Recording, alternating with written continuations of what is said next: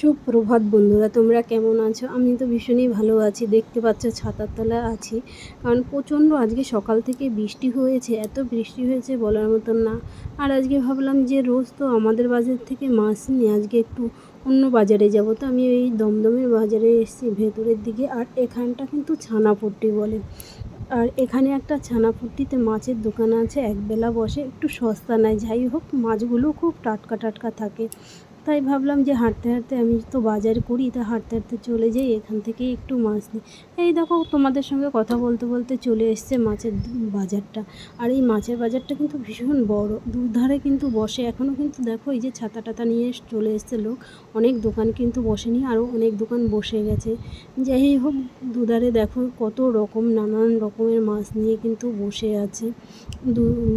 এদিকে আমি হেঁটে হেঁটে দেখছি কোন জায়গায় ভালো মাছ আছে, কারণ দাদান তো ভীষণ মাছ খেতে ভালোবাসে। তা ভাবলাম যে আজকে একটু রুই মাছ নেব, কিন্তু শিঙি মাছ পেলাম না। যাই হোক, এক দোকানে আমি রুই মাছ পেলাম, ওখান থেকেই নেব। কিন্তু রুই মাছগুলো পুরো জ্যান্ত, তোমরা নিজেরাই দেখতে পেলে মাছগুলো লাফাচ্ছে। তা ভাবলাম ওই দোকান থেকেই একটু মাছ নিই, রুই মাছ। যাই হোক, রুই মাছটা কিন্তু দারুণ ছিল।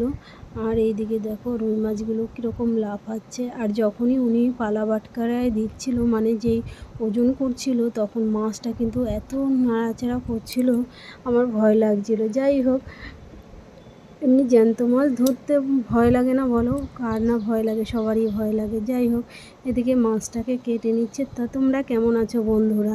দাদান যে মাছ খায়, আর মাছ দেখলে ভীষণ লাফায়। আর এই মাছ যদি এনে দাদানকে দেখানো যায়, তাহলে তো মনে হয় জলের ভিতরেই বসে পড়বে, এরকমটাই ও করে। বন্ধুরা রাখছি, তোমরা সবাই ভালো থেকো, সুস্থ থেকো, টাটা, বাই বাই। আবার